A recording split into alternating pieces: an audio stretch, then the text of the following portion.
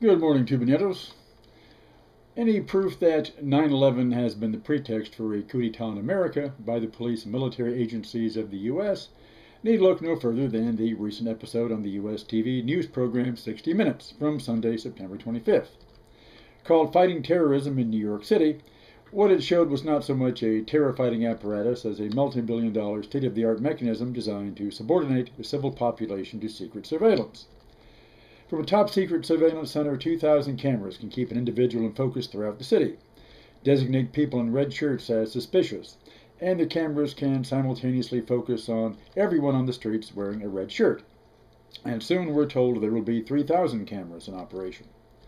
Together with this are police officers geared up in combat uniform with high-tech assault weapons on the streets, periodic stopping of public transport, and examining passengers as in occupied Paris during World War II. Stopping radiation treatment patients in traffic who trip handheld radiation devices, and surprise mobilizations of police power with sirens at full blast just to send fear in whom it will. New York City Police Commissioner Ray Kelly brags that he is the supreme autocrat of this hierarchical organization with 35,000 uniformed officers and 15,000 civilian employees under his direct command. Not only this, the New York City Police Department maintains its own foreign espionage network, with agents globally gathering information in the homelands of its immigrant communities. Now, granted, a lot of the beef-up displayed for 60 Minutes cameras was security for the United Nations General Assembly session. But that just begs the question. New York has hosted General Assemblies before, with highly controversial visitors like Fidel Castro, Nikita Khrushchev, and Yasser Arafat, without turning the city into a militarized police state on the Hudson. Well, Azov, look at what New York suffered on 9/11. Maybe if you experienced that, you'd have an appreciation of how important security is. Maybe, but that again just begs the question, is this really security?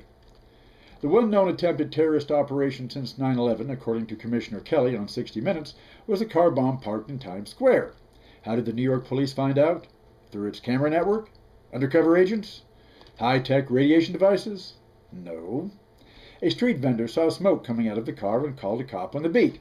The cop, in turn, called the bomb squad that defused the device. Old-fashioned police work, in other words. Exactly what would have happened 60 years ago without all the police theater for 60 Minutes. However rationalized this police state apparatus may be by the war on terror, we're out to get them before they can try something again, the essential problem is, who exactly are they? The people on Wall Street who wreck the economy? No. They're allowed to go on their way sabotaging and destroying at will. Violent street thugs? Maybe. But there was no evidence that real traditional crime was any great concern to Police Commissioner Kelly. That alone could not justify his little one-man police state.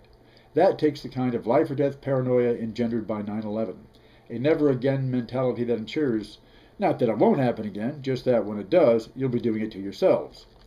Need proof?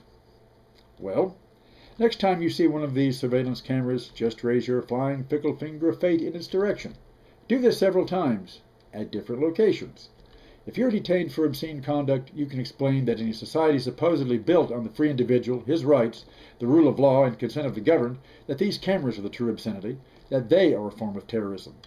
And you will have proven that terrorism is not the real focus, certainly not as defined in any objective, rational manner, but only in the self-serving way as it suits those secret police behind the scenes. This is the con job of anti-terrorism, or counter-terrorism, or terrorist anti-terrorism, whatever you want to call it, with the public assuming that their definition and the police definition are on the same page. You will have demonstrated that the true purpose here is, as I've said, the subordination of the civil population. It is, in essence, a political tool to wage domestic war. So what does this mean for the survival of civil society? This is just one example of a larger trend documented in a recent book called Top Secret America, The Rise of the National Security State, by Dana Priest and William L. Arkin, showing the enormous, secretive, highly expensive undercover world of classified military security agencies and contractors that has become a de facto fourth branch of government.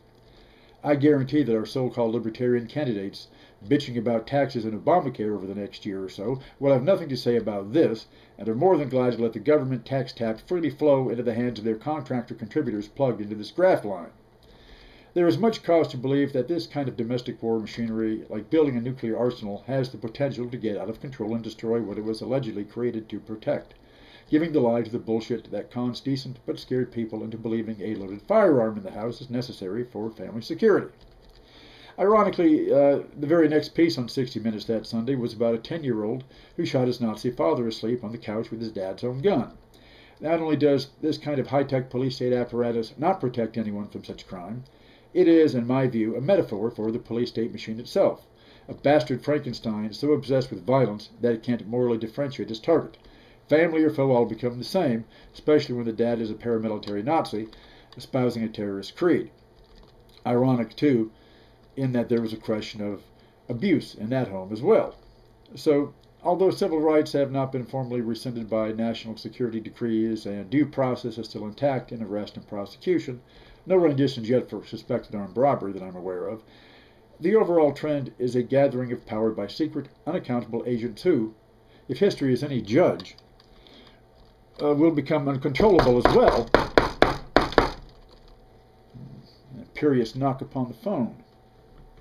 Let's see who it is this morning. Hello? Who? Erich von Ludendorff, the Quartermaster General of the Second Reich? You just wanted to add your support of that 60 Minutes piece? Didn't know they had satellite feeds in Valhalla, but anyway. This is your ideal society come to life. That if the Kaiser's Reich had won the war in 1918, this is the kind of model society the army had planned for the fatherland.